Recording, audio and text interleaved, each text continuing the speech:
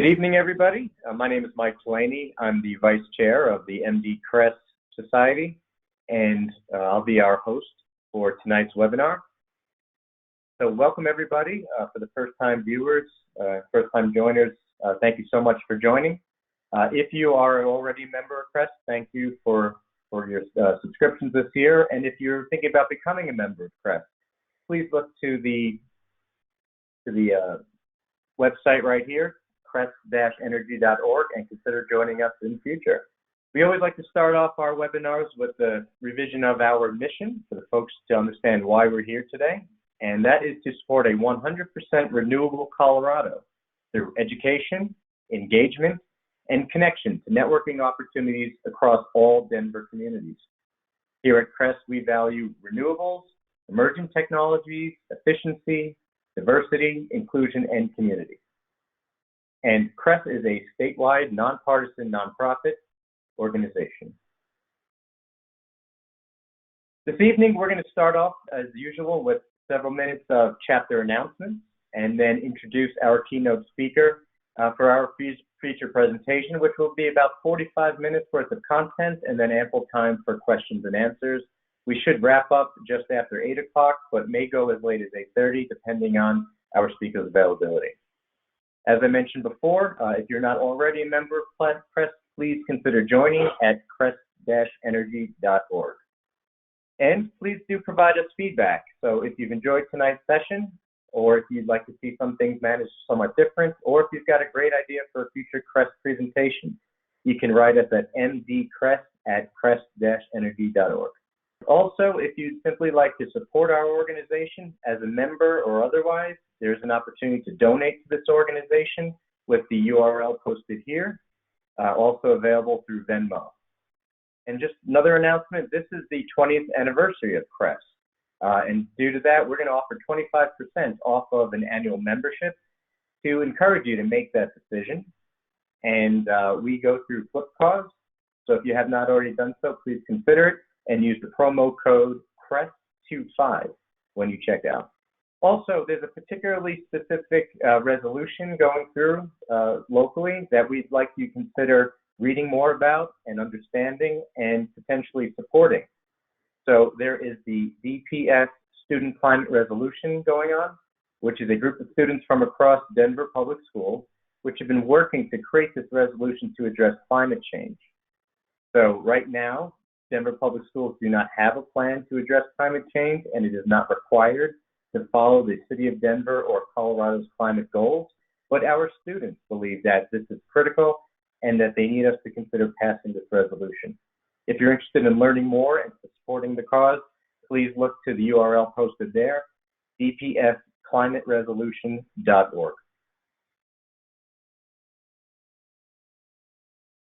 Finally, we have a host of our policy updates, and for that, I'm going to hand off to our policy chair, Weston Carlos. Thanks, Mike. Yeah, I'm Weston Carlos. I'm a member of the MDCRES policy team. I'm sorry if you were expecting Johnny Rogers. I'm his backup for the night.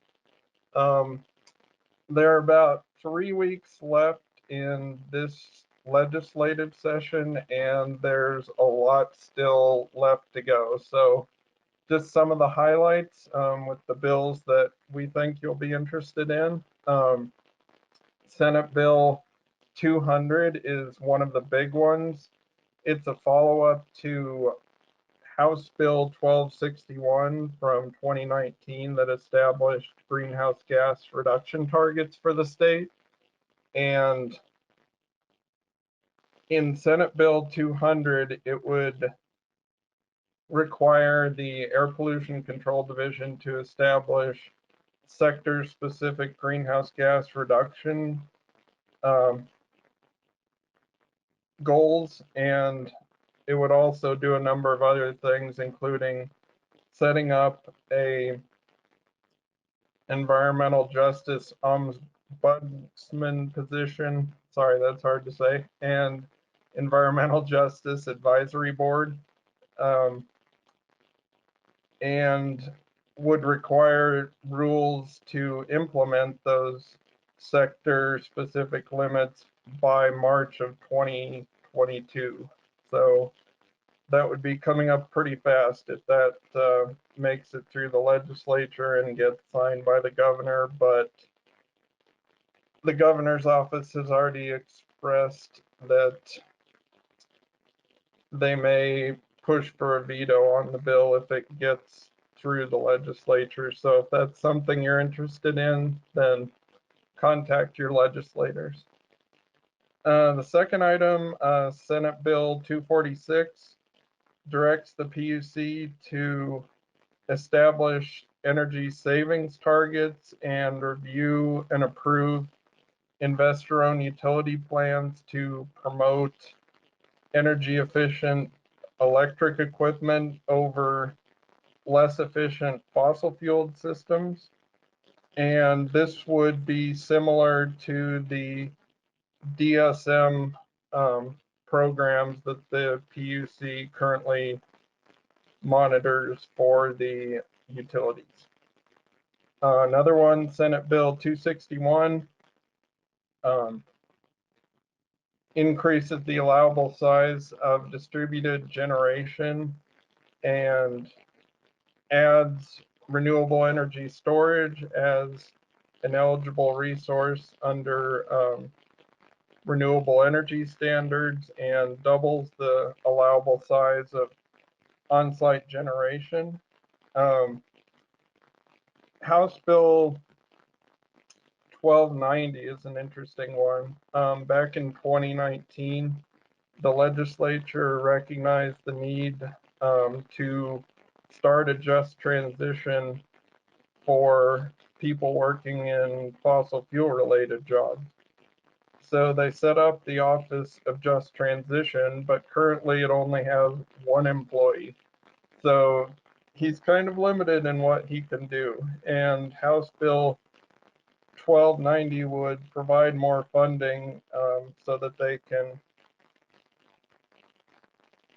implement that important work of helping to transition those workers from oil and gas and coal jobs. And lastly on this page, House Bill 1303, which was just introduced, would require establishing maximum GWP limits for materials like cement, steel, glass, and other materials used in public projects. And we can go on to the next one. And then a couple more that fit right in with tonight's presentation, transportation related.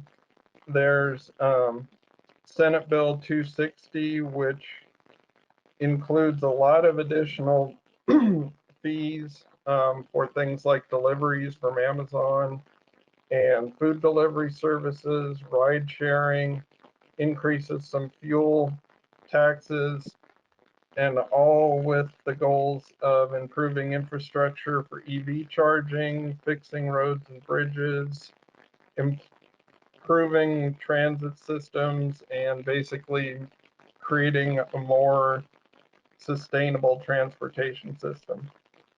And last, just today, there was a request for hearing at the Air Quality Control Commission about a voluntary employee trip reduction program that would require employers with over 100 employees to develop plans to try to reduce individual driving, and that can include things like paying for public transit passes, encouraging carpooling, encouraging bike to work, any number of things. But the goal is just to help get us towards those greenhouse gas reduction targets from the transportation sector. And I'd say that's a good segue into tonight's presentation. Certainly is, Weston. Thank you very much. Quite a long list of calls these days. Okay, one more upcoming event to talk about next month. Press event is the Journey to Enable Electrification for the Masses. Please join Ryan Nelson and Steve Millerin from Kinetic Core Solutions as they discuss the future of energy storage, and they educate our CRES community about some exceptional and novel energy storage solutions. In addition, they're going to discuss how we integrate these technologies and improve grid stability within timeline and budget constraints. Obviously, all critical factors for any sustainable new technology and implementation. So again, if you're interested in this topic, it's June 17th at the typical 7 o'clock time for next month's webinar. And with that, I have the pleasure of announcing tonight's speaker, Bill LeBlanc. Bill and I are actually colleagues at eSource up in Boulder, Colorado. But Bill is actually a recognized leader in customer-facing energy programs and strategies for many years. He's got particular expertise in program design, marketing, market research, new product development, and behavior change. He works with utilities and governments in understanding customer markets, providing tools and messaging to sway customer demand and create overall market strategies. He's been a leader and an innovator in energy efficiency and renewables for over 20 years, working for PG&E, for EPRI, and now for eSource.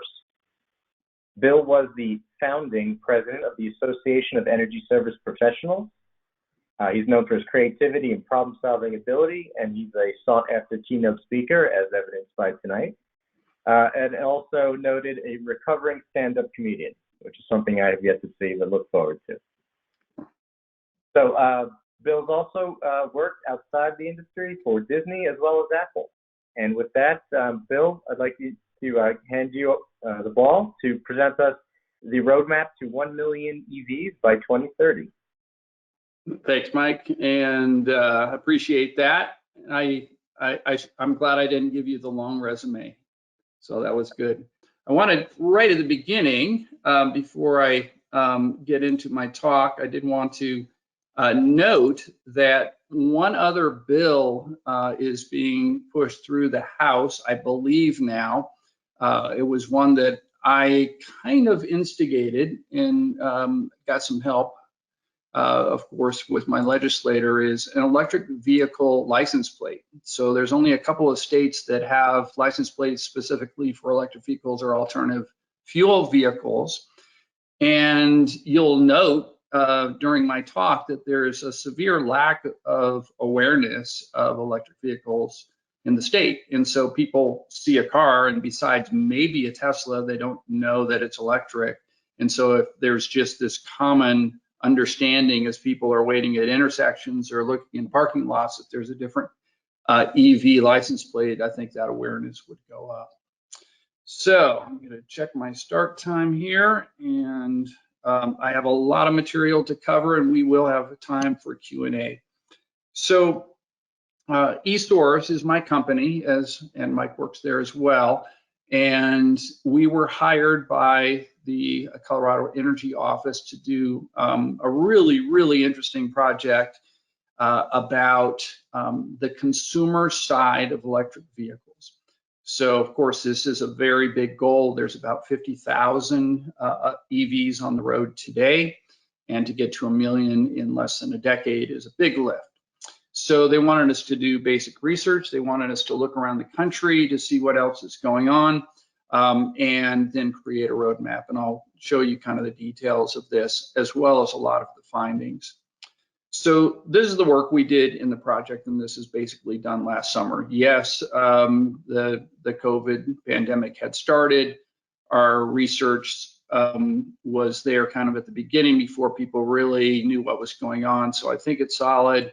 But of course, all projections kind of changed last year as far as sales. So we did a literature search across the country. eSource is very used to doing that. We work with almost every mid-size and large-size utility in North America already. So we do a lot of research on their behalf. We did 25 in-depth interviews, which were absolutely fascinating, with people who are doing EV marketing around the country, and that included nonprofits, for-profits, air quality districts, and utilities. So we had a really nice wide variety of viewpoints. We helped create a way to measure different elements of EV adoption and knowledge, because it's partly is education awareness roadmap, but it all has to lead to more EV sales. And then we did our big quantitative survey of Colorado, and we're going to get a lot of details into that. But that was really, really fascinating to see things about their beliefs about adoption, what they're scared of, what their barriers really are, and really being able to dig deep. I think it's one of the most thorough surveys that we've seen in the EV space anywhere. So we're pretty excited about it. Then ultimately, we created a journey map, which I'll show you briefly. And that is essentially every step that someone has to take from beginning to end when they start even thinking about acquiring an EV or a new vehicle, and then all the way to that experience at the very end of driving it around and charging it. Finally, we had a kind of a timetable for our EV education awareness roadmap that was going to feed into phase 2 of this work. Phase 2 has just been awarded to a firm out of New York and Chicago. They are implementing an EV marketing campaign in the Northeast right now. So this work was funded by the Colorado Energy Office, and they're letting us share this information in order to get the word out to everybody. But I want to just say that I appreciate CEO being able to share this with so many different people around the state and even beyond the state, because this is research that really has not been done well in any state besides Colorado at this point. So kind of getting into the whole point here is that if we're going to get to 1 million EVs, we have to understand how products evolve.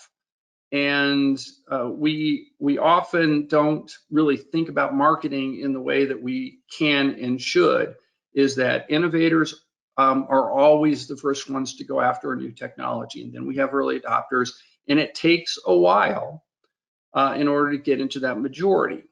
And so what we're trying to do is kind of move this market ahead 3 or 4 years so we can really accelerate adoption.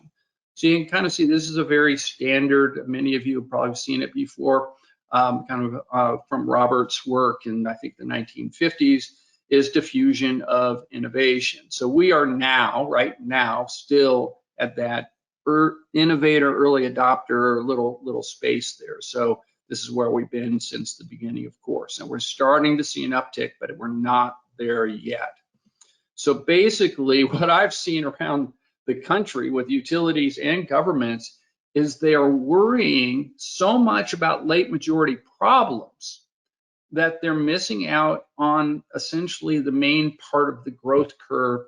Because if we don't get through this early growth, the way that the technology will evolve, because it always does, we're not going to immediately move into a mature market. So all the angst around public charging networks has actually started to hinder the market growth, because people, I'll get into this later, but people think that they have to charge in public places, and they really charge a lot at home. So what we want to do is really focus on these early stage consumers, and we have to discover who they are. So it's really about pushing this S-curve more towards the left and moving those dates up. Now, I like to kind of step back and say, okay, this is not the first big new technology. It happens every year, every day. But think about some of the big shifts and what the difference was between the old solution, the old technical solution, and the emerging technical solution. So summer indoor comfort for businesses or for your home. Before it was, you could have a fan, you could sleep outside when it was hot and sweltering. Then air conditioning came along, and you see this massive change, not only in comfort, safety, productivity, but you saw a big shift in land use. You all know that the demographics are pushing people towards the south. Imagine if we didn't have air conditioning that would not be happening. So people in Phoenix, people in Florida, people in Houston, Dallas, it's 100 degrees every day in the summer. Air conditioning was a massive change. Now we go to personal transportation. The last time, what they were using before the Ford Model A, Model T was a horse and buggy. Think about the massive difference in speed and simplicity and distance. You don't have to take care of your horse. You just have to take care of your car. So again, that shift was massive. Next one is the information movement. So before we had to go to the library, we had a thing called a phone book. Remember those? We used to, hit flies with those. And now if you try to hit a fly with your smartphone, it breaks. So, and we moved to the internet. So the internet had so many different elements to it, including the ability to do what we're doing today. But again, it was massive: speed, volume, cost, access, innovation, communication. So then we moved into telecommunications. We went from landlines to cell phones. So it's not, again, probably wasn't as massive as the prior three. Clean electricity is a really good parallel to electric vehicles. We went from coal to natural gas to solar and wind. Now look at this specifically, that it's the functionality is neutral. It is still delivering electrons pretty much exactly the same way. Every one of your devices is used the same, but there's another attribute. It's cleaner, it's better for the environment. If we look at electric vehicles, the functionality of a gas vehicle versus an electric vehicle is essentially the same, It still takes you from point A to point B. They're about the same size. The Ford F-150 essentially tried to look like the old Ford F-150. There's a negative on cost right now, and a positive on the environment. So it's not surprising that these things aren't jumping off the lots. So it's really good, I think, to understand that while we think that electric vehicles and solar and wind is awesome, remember that the end element is essentially the same. It's either electrons to your appliances or it's movement of a vehicle. And so it's really the fuel that goes behind it that is the positive.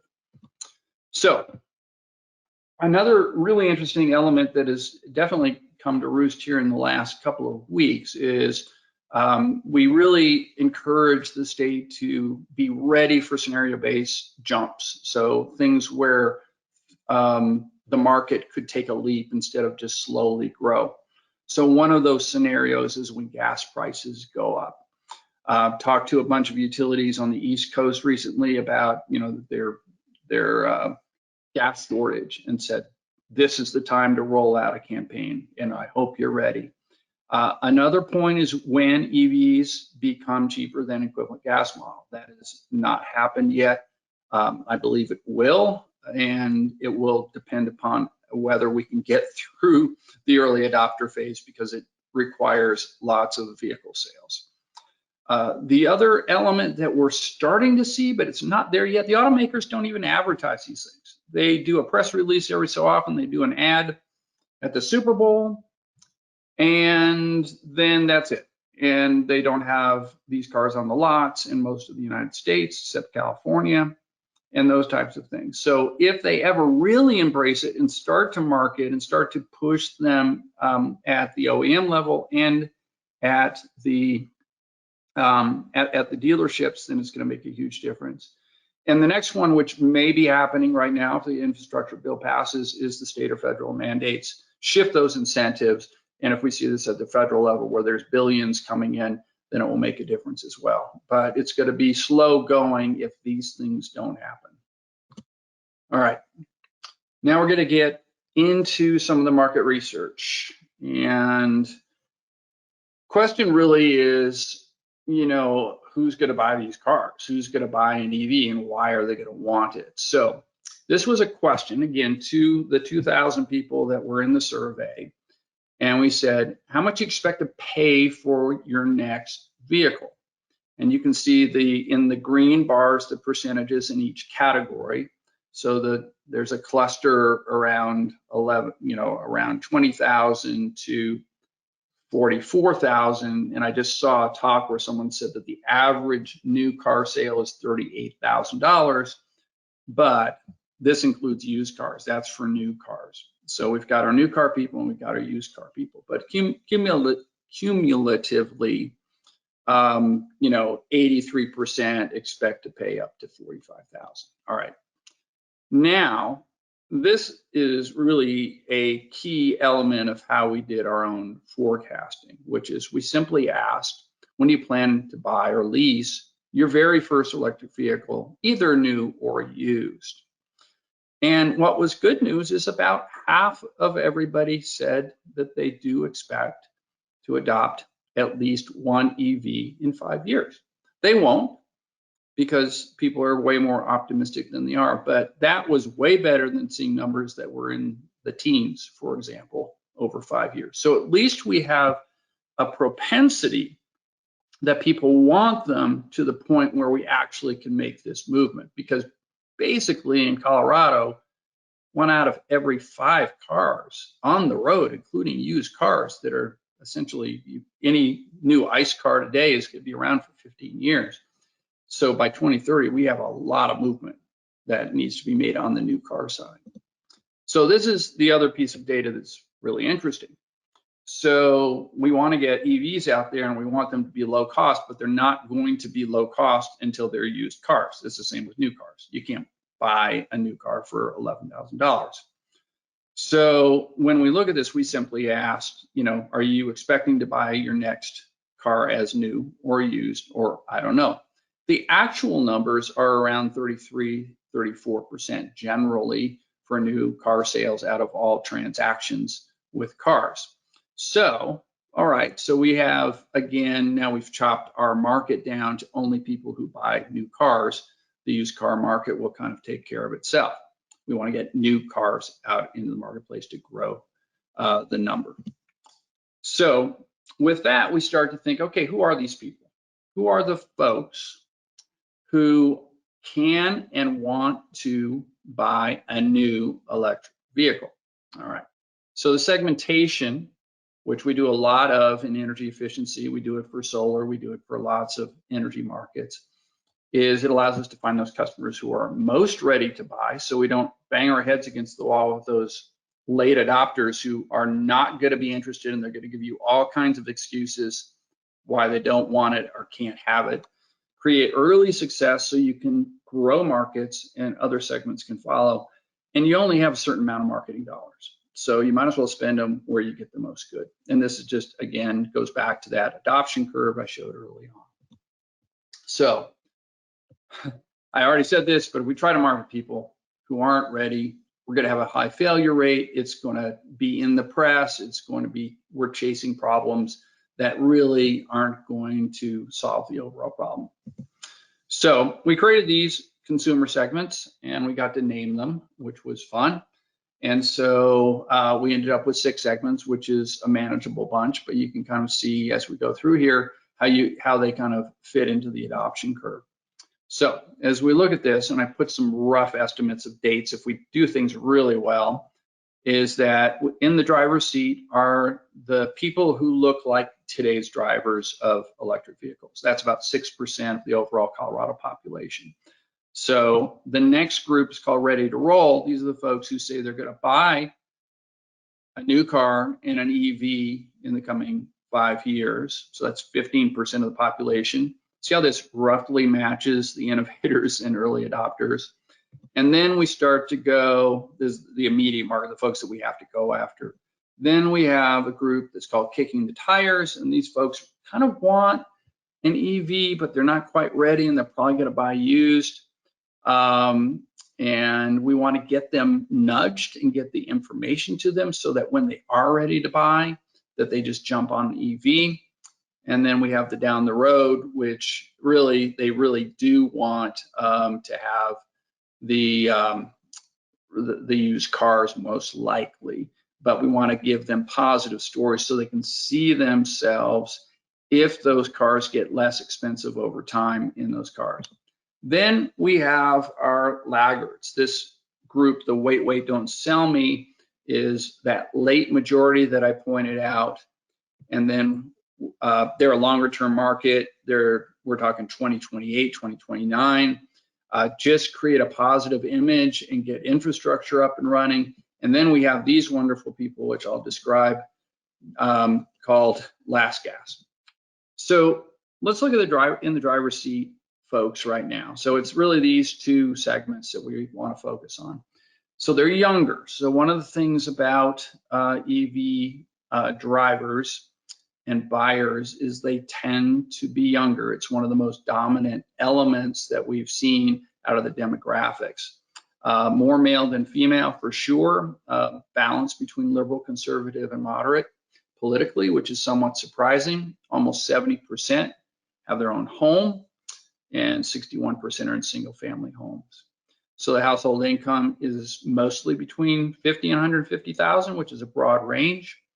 And even lower income below 50,000 is represented decently in those segments. Statistics, 70% have 2 or more cars, which means getting one of them to EV around town, and 80% have a way to charge it right at home. And they have very little anxiety or uncertainty about charging, because that's what happens when you actually get a car, is you learn how to charge it in about 2 to 3 weeks. This is our big segment. This is the one we really need to turn over here. So again, it's predominantly younger, leans a little bit liberal and moderate. Household incomes in that same area, 35,000 to 150. 58%, so unlike the others where it's about 70%, 58% have 2 or more cars. And again, 80% park within 15 feet of a plug. 92% are already somewhat or very familiar with EVs. And they think they're available. So we're in pretty good shape with these guys. So it's about finding them. Now we get to our other segments. Kicking the tires is kind of that middle area. The next generation, they're 16%. They plan to buy an EV within 5 years, but either plan on buying used or aren't sure if they'll buy used or new. And they are still keyed into environmental concerns and are more concerned, they are keyed into environmental concerns and are concerned about those upfront costs, which means they're going towards used. Down the road demonstrates this interest in EVs, have a little bit of knowledge, but they just say, I'm not ready for a car, I don't need a car. They're 7% and probably going to get their first EV in maybe 6 to 10 years. But again, they kind of skew positive around the environmental benefits. Now we get into these interesting segments. So wait, don't sell me. They're not interested. They're not opposed to it. They don't hate it. Unlikely to adopt new technologies of any type. So these are the guys who keep their flip phones and don't want an Amazon Echo Alexa in their house. So they're a big chunk of Coloradans. So they're out probably into the latter part of this decade.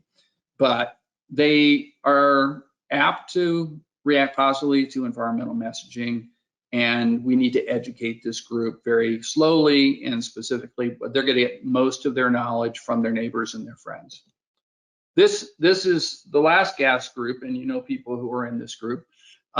They just don't like new technology, and they don't like anything that's environmentally positive. They're resistant to change, but it's a big chunk of Coloradans. So if we focus on these, we'll just end up being sad and disappointed in how much progress we're going to make. They're probably only going to buy an electric vehicle when, in fact, it's pretty much the only option to them. So think about that as well. Great.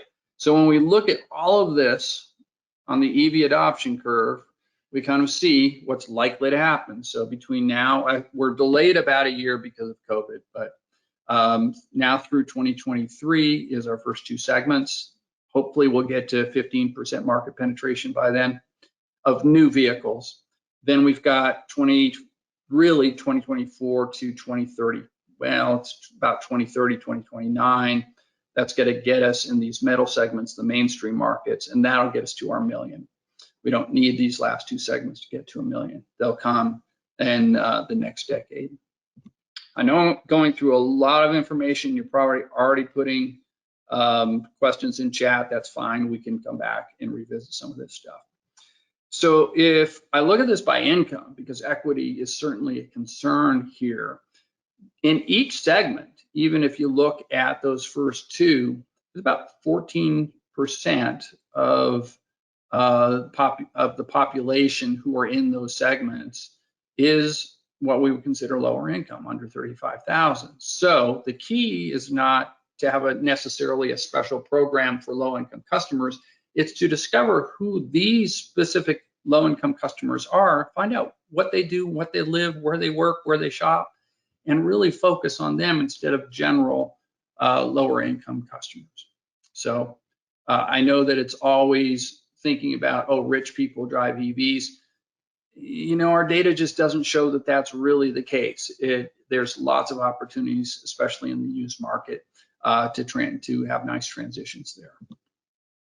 We also looked at the geography of Colorado. I don't know how far away some of you folks live or work, but things kind of went as expected. They follow mostly the wealth curve. So Front Range has most of the cars. The southern part of Colorado was probably the most apt to be in those last two segments. And the Western Slope is really kind of picking up pace as far as desire for electric vehicles. Let me see what I've got. This is the region, so I'm going to skip that one. Good. So I'm going to take a breath, check my time. Well, so we did this really big literature review, and we did expert interviews, and I'm going to tell you kind of the punchlines, and then when we did our research, you'll kind of hear the punchlines again. So if you hear the same themes, I'm just trying to emphasize how important they are. So we looked at 32 different studies, you know, on consumer preferences, driver influence, barriers to EV adoption, and really loved our expert interviews that we did as well. So these were the two legs. These are all the people we spoke with. So just look at this list. You know, we've got BC Hydro. They've got a great program going on. ChargeWay, Duke Energy, Evergy in Kansas City, Forth, who does ride and drives and marketing, Velos, who does marketing in California. So lots and lots of really good conversations with smart people. So this is just our internal data. So we tell people that awareness of electric vehicles isn't rising, and we have the data to show it. So this is since, I don't have the 2020 data in here, but it didn't go up very much. If you look at familiarity with plug-in electric vehicles, it's gone up from like 19 to 22. And in most states, it didn't even do that well. It's just been flat. So that is not an indicator of a robust marketplace.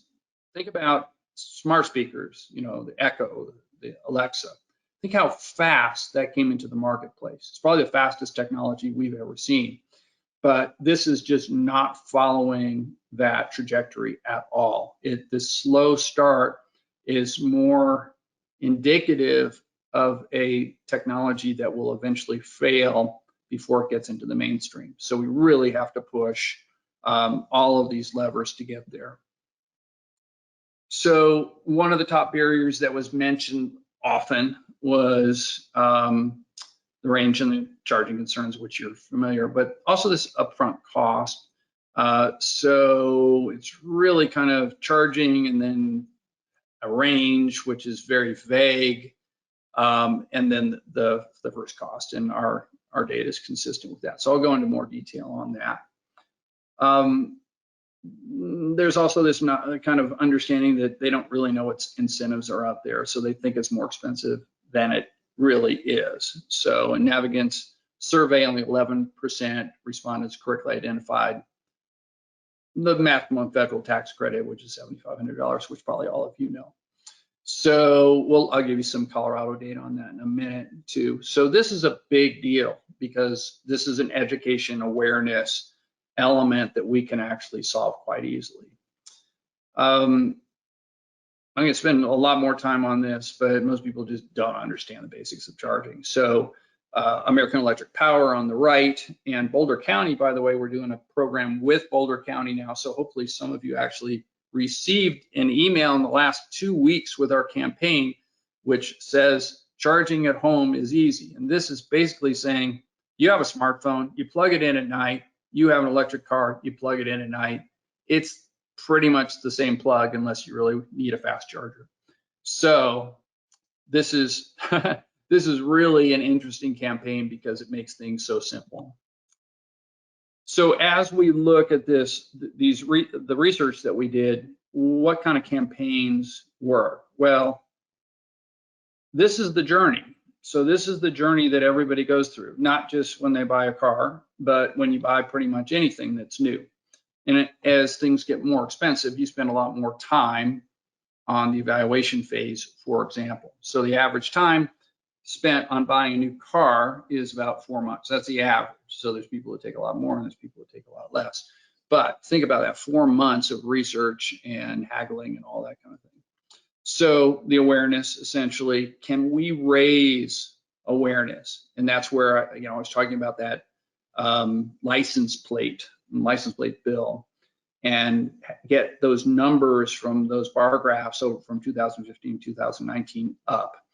Then you have to kind of say, okay, so I want a new car, but maybe I should consider an EV. So that's another step. And then I have to determine which one's best, even if it's on, on my mind. How do I shop for that? Is there a good website for me to see? Can I trust my dealers? Do I just buy a Tesla online? Who can I talk to? Then there's the whole buying experience. So there's all this research that's done on dealers and what your dealer experience is. I have a friend who basically did Secret Shopper, and he says like 1 out of 5 dealerships he went through even wanted to show him an electric car, even though he knew that brand had an electric car. So we have a lot of work to do on the dealer experience as well. And then ultimately what we want is the EV owners and the innovators and early adopters phase to become ombudsmen. So that we want them to be advocates to other people and their neighbors. And I think this is already showing when we look at the data, kind of, if we look at the clustering of ownership, just like rooftop solar it happened in neighborhoods. Rooftop solar and EVs are going to follow the same path. So if your neighbor has it, you see it, especially if it's got a new license plate, they talk about it and then they want to get one. So it used to be called the Prius effect, where neighborhoods got a bunch of Priuses. Now we call it the Tesla effect. These are a few of the companies that we talked to about their own campaigns. Evergy used to be Kansas City Power and Light, so they're essentially the Excel of Kansas City in that area.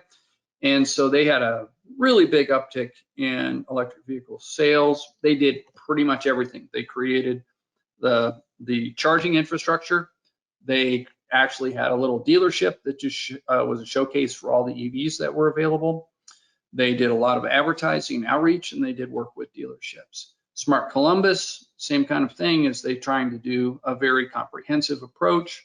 Velos is a company out in California that has hired Arnold Schwarzenegger to be their spokesperson, and he has some hilarious advertisements, one where he's just trying to sell gas guzzler cars to people with a very terrible disguise, which is hilarious. And SMUD is probably the leader of all utilities in EV marketing and adoption, so they're really moving ahead. One of the things that we kind of recognize is that there were 5 things that kept popping up. So these are the messages that if you're trying to develop a campaign, these are the things that you should really hang your hat on. One is they're affordable. They're easy, they're fun to drive. So if you watched Joe Biden in the truck yesterday, he obviously was having fun because he took it for a spin and then he said, let me floor it, I want to feel that. So that was cool. It's easy to charge, especially at home. There's an EV to fit your lifestyle, and it's good for the environment. All right. It's all about this positive tone, making it the better alternative to the old technology. This ends up being a really big element, which is it has to fit my lifestyle. So Colorado's going to have a heavy lift until we get crossovers and SUVs that are plentiful and really work and get us up to the mountains. So we really have to say that it's not about the technology, it's an emotional buy, very much an emotional buy. Any car is. And so we have to understand that and not talk about kind of how much it costs, or all of that you eventually have to do. But to get people interested, it's about seeing themselves and someone like themselves driving an electric vehicle and enjoying it. In SMUD's case, they keep having kind of special deals, and that's another element that has really pushed adoption. And in Boulder, Colorado, about 3 years ago, they got a bulk buy with Nissan Leafs, and they just flew off the shelves. They couldn't get enough. They were bringing them in from 5 different states. And you can still see we're the only county with more Leafs than Teslas, at least as of last year. So that really worked. So special deals can really help. You've seen this already, so I'm going to skip over that. The other thing that's just so important, and we really emphasized this with the Colorado Energy Office, was you got to have a workhorse website. And I really look forward to the state doing that. Excel is really building out an excellent user experience for their EV website, but that's where ultimately the latter part of that adoption curve is going to take place. That journey map I showed you. So it's being able to look and shop for different vehicles, finding out what the price is, finding out where you can fuel them, what other people say about them, and again, seeing themselves as EV owners. We couldn't get the videos to work, but there's a comedian, his name's Tom Papa. He was doing the Drive Electric in the Northeast, and he is really great, and you might want to take a look at it. Tom Papa. He's an actual comedian that they hired to talk about electric vehicles and how to charge them and all the kind of the really simple things. And he hits on pretty much all of the high points that we would ever ask an advertising campaign to hit on. All right, kind of the last section before we get to the Q&A is our 5 key market research findings and discoveries. And you're going to hear some similar things, but they're going to be much more specific and based upon data, which really helps us not just have to guess and listen to people who are pundits, so to speak, but actually listen to our consumers. So the number one finding is not that there's range anxiety, it's that there's charging misconceptions or lack of knowledge of charging. They're really overly concerned they're going to run out of charge because 80% of the people drive less than 30 miles per day. Think about that. Look at this chart at the right. We got 80% of the people who don't go over 30 miles a day, and they're worried about running out of power with an electric car with ranges of 160 to 250. It makes no sense, but because they don't have any experience, that's what they think. 70% of potential EV adopters think that they cannot charge at home unless they have special equipment. This is absolutely not true. A lot of the early adopters simply plug in 110 because guess what? You can add 30 miles with 110 if you park it for 10 hours. It's not that complicated. So because of those two things, 66% have a fear of running out of power. Yet once people have an EV, they don't have this fear anymore after 2 weeks.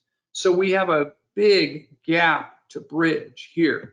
So the nuances matter here. So it's not just range anxiety. It's 55%, 54% of respondents said false to you can charge an electric vehicle at home by plugging in a standard 3-prong wall outlet. At a neighbor, the dealer told him he couldn't. He had to wait to charge his car until he put in a charging, a 220 charging station. We plugged it in. He thought his car was going to blow up. It didn't, and that's all they use now. So we have to change the discussion. So I said early on that we talked so much about public charging networks that automatically people's minds go there because that's what they're used to with gas stations. You never charge, you never put gas in your tank at home. So there's this element of just changing. It's not about the EVs, it's about the fueling, is what the folks at Velo say. So they think it's complicated, done through a mysterious process called a charging station. They don't understand it, they don't see them, even if they're out there, they don't see them. So let's make it easy for them to do that. And that's what the Boulder County campaign is all about, is it is easy, and let me demonstrate that for you. They all think the price is too high, except only 45% know that there's a federal tax credit, and only 22% are aware of the Colorado one, which at the time of the survey was up to $5,000. And look on the right what they think of the people who do think that there's a federal tax credit. There's about 12% out of all of those people, out of that 100%, that think it's as high as it is. Wow. So again, easy messaging that can overcome one of the biggest hurdles along with charging. I talked about this before, 50% want an EV within 5 years, but we have to address all of their barriers and we have to motivate them. So we got two things going on at once. We've got a motivational campaign, and we've got a campaign to overcome misconceptions and barriers that have to go on at the same time. The fourth is the strength of what this says right there. This is the environmental message. We tend to want to shy away from it. And you know why we shy away from it is because the people in the last gas group complained to us about it. Guess what? We don't have to convince them. We have to convince the people who have an environmental orientation to do it, because they're the innovators and early adopters. Remember, the environmental message worked for 80% of the population. 80% of the population. So don't shy away from it. It's almost never negative. And if it is negative, it's with people who are not going to be buying EVs in the next 10 years anyway. The last finding, which is significant, is that when we look at what the consumer really wants from a car, it's a 20 to 30 miles every day car that also can go to grandma's house, which is 1,000 miles away. Right now, and over the next 3 years, PHEVs actually fit that perfectly. Because kind of the last thing that's going to go well is highway quick charging in the middle of nowhere. I just drove back and forth across Kansas. It would have taken me about as long as the Pioneers to go to Kansas City if I'd driven my Leaf. So think about PHEVs in a different way. It's not necessarily going to be all BEVs for the next few years. And so ultimately, we have to meet people where they are in their EV journey. So it's really kind of following the ups and downs, what's likely to happen in someone's buying experience, hitting them when they're concerned about charging, making them happy when they see satisfied drivers, making them seem like it fits their lifestyle very well, both the daily routines and their weekend time and their vacation times. And so we can go into a lot of detail about that EV journey with those who, you know, really care to get into the marketing elements of this. So it's really these three parts of that journey that we focused on with Colorado Energy Office. Is if we look at the left side, we want to instill the belief that charging is easy, that it fits your lifestyle, and that highlights environmental benefits. When they're considering it, again, we go to those barriers.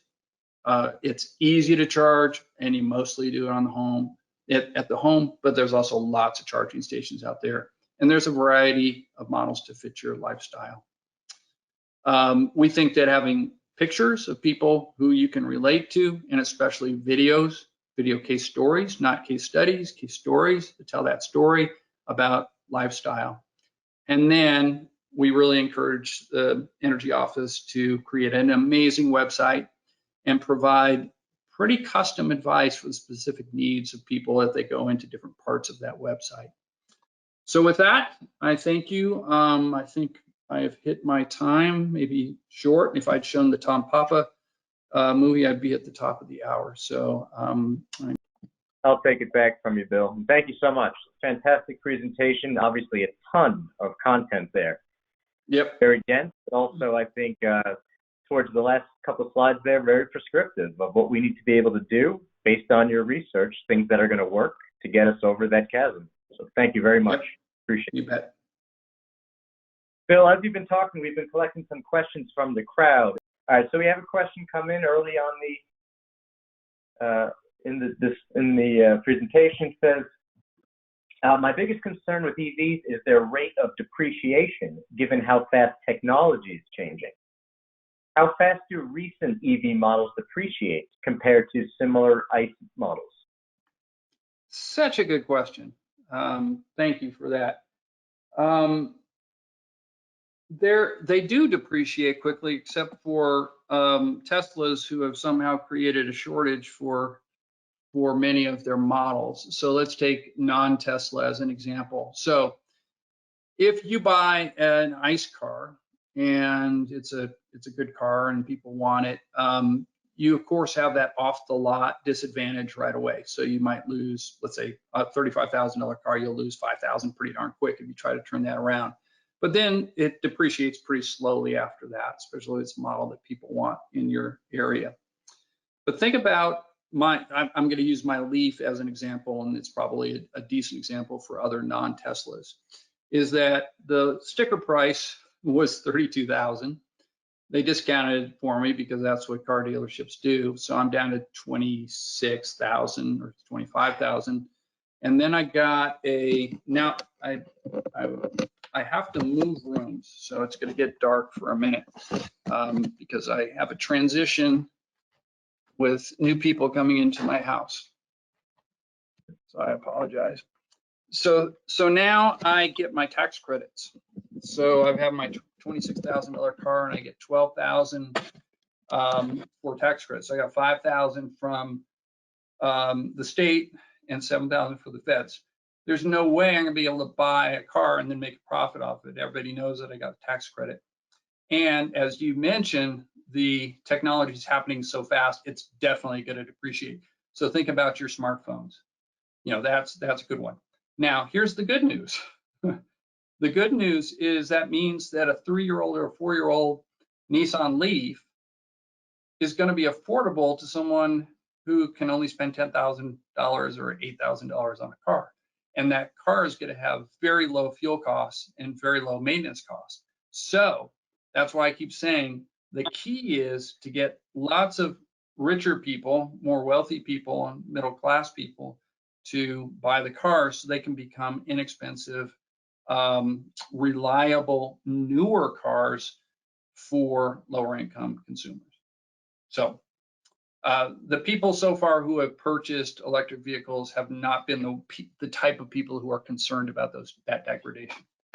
We will get into that later. But remember, when it becomes mainstream, when it's 50% of sales, then it's going to be very, very similar market, one versus the other, because technology will have leveled out a bit. Right now, it's just leaps and bounds fast. We get that. Okay, thank you. Thank you. Sorry for that long answer. No, great answer though. All right, so very specific to today and yes, last night's news, do you think Ford's new F-150 represents a sea change for adoption, especially in Colorado, given that it's a big pickup? So you had the same question I had yesterday. So I don't know the answer. So I'm having our market research department help answer that. So what I've asked them to do, and then we can get the answer back out to everybody, is I am trying to see whether truck owners, the people who currently drive pickup trucks, because they were we asked them that question in the 2000 people survey that we did, and match that up to our segments. And if there's a good match, then my answer is, yeah, we're in good shape. My feeling is there's going to be a little leaning towards those latter two groups, and then my answer is going to be, it's not going to be a game changer. So I think the game changer in Colorado is the moderately affordable SUV all-wheel drive, and it just doesn't exist yet. You can't even really get a Kona, and their all-wheel drive isn't really full. So if anybody knows about a way to get a good SUV all-wheel drive, please let me know. In Colorado. Okay, switching gears a little bit, back to very specific Colorado question. Commenter was, I own a third EV, their third car, but I'm having a tough time getting EV and solar ready in new home construction in Denver. So can the energy office, or do you think the energy office would be able to help basically provide new construction codes for EV ready homes? Yeah, I can't answer whether they can do that or not, but I can tell you that there are committees that are working hard on solving the multifamily problem. And I believe that I've also heard, again, not positive, that there is some talk about building code legislation for this. 15 years ago, Colorado was one of the last states to actually have a statewide building energy code, which was quite remarkable. Of course, we have one of those now, but we're a little bit slow on the legislative side. So if it's not the case, there's a policy group in the EV working group at the Colorado Energy Office, and there's a woman, her name is Maria Eisman, and she could answer that question for you. Okay, thank you. Another question from the group. Phil, what do you think about the concept of EV kiosks in malls where random people can walk up and learn about EVs? Is that a good time and money well spent for dealerships or manufacturers to get it out? I think that it's an idea that is often floated as a very, very good solution. So for those people who want to actually have a dealer experience and only shop for electric vehicles, for example, and I think there's quite a few of them, there's no place for them to go. But part of that is based in law, I believe, that you can't be another. The dealers have their own segment. So if you're a Nissan dealership, you can have used brands of other types, but you have to have a franchise for every type of car you sell new. So that Kansas City Power and Light example is that they actually borrowed or purchased electric vehicles of different types, but they couldn't sell them. So the law essentially prohibited them.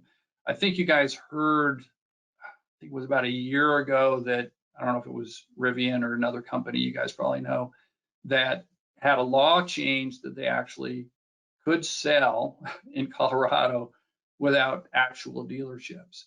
So again, I think legislation has to recognize that that would be a good idea. But right now, we don't see that in any state as an actual possibility besides a place to demo them. I think it's a fantastic idea. And like I said, Kansas City Power and Light had their central area, and people, they were very, very busy for a long time, and people really appreciated being able to see all the different models and do the test drive essentially. Okay, thank you. This is a more general question, reaching absolutely outside the boundaries of our study, but Bill, maybe you can speak to your experience working across the entire U.S. here. It says, the folks you surveyed were all in Colorado, correct? Do you think that the importance of environmental reasons to buy would be the same in other states, such as Idaho, Utah, etc.? So is this a Colorado-specific phenomenon? Can be applied elsewhere? Yeah, we have that data. We did a national study as well, and as you might guess, it does shift. It's stronger than what we think it is because some voices are much louder than others in what we read and what we hear and what we see posted. So in some states, you're going to want to lead with messages that are more important locally, which may be job creation, job transitions. It could be a local environment because it's not always the local environmental, like air quality, tests higher than global, but not by that much. So I'm gonna say that there is an environmental message that will work, but you have to tweak it based upon the locality that you're working with. Colorado's environmental message, again, will resonate with 80% of all consumers. We'll have some that are 90%, but then we'll have some parts of Colorado where it's probably more like 60, 65%. But, focus on air quality, focus on, the kids and the health, and you're going to be in good shape. Okay, sounds good. We've got a question here, again, somewhat timely. There's a bunch of new model releases planned for 2022. Offerings from Tesla, the Ford vehicle be available, Rivian's coming out. Do we see actually a spike in adoption or uptake in the very near term because of new model releases? That is also a fantastic question. I think I wrote a blog on that. The answer is no. More models does not mean more sales, and it's a bit of a catch-22. So as we went through, the end of the decade, 2018, 2019, we saw lots and lots more models, but it was nowhere near proportionally as followed the growth. So if I end up going from 4 models to 14 models, and my sales only go up 20% or even 40%, then every one of those models, sales will automatically go down. So this has really kind of poor repercussions. And again, I'll use Leaf as an example because I'm familiar with the sales numbers of the Nissan Leaf. So the Nissan Leaf sales peaked in the mid around 2015. So, it's a solid car, it's what Nissan has, but almost all of the electric vehicles besides Tesla's have gone down in the year or 2 or 3 or 4 after their introduction. Part of that is there's more models. Now, if I'm Nissan, if I'm BMW, and by the way, BMW sales, the i3 were really good, and then they tanked, and the Bolt is doing the same thing. So if I'm manufacturing this car and I'm seeing sales drop every year, and I go below, let's say, 15,000 units per year or 10,000 units per year, I can't keep that line open.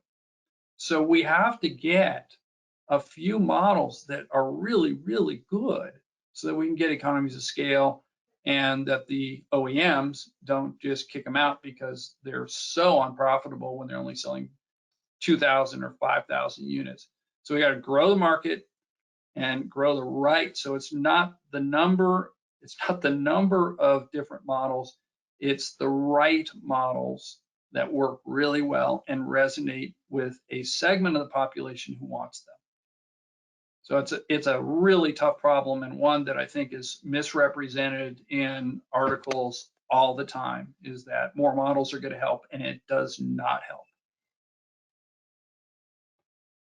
Okay, very specific to the answer too. Thank you for that.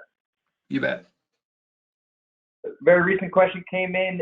There have been some studies finding that EVs are safer than internal combustion cars. A recent study found that 40% lower injury rate in electric versus of the same model. Should we be emphasizing this? And do you think people would respond to this dimension of value? I don't have any information that would inform me on answering that question. Something I do know is that certain stories have an overwhelming influence on what people think. I don't know if you all heard about the self-driving Tesla that drove off the road with 2 passengers, I think. It would be about 14 days ago, ran into the woods and blew up, and the fire department couldn't get the fire out. So they called Tesla to see how you could get the fire out. And they said, you can't really get the fire out. You just got to let it burn out. And so put water on the surrounding area.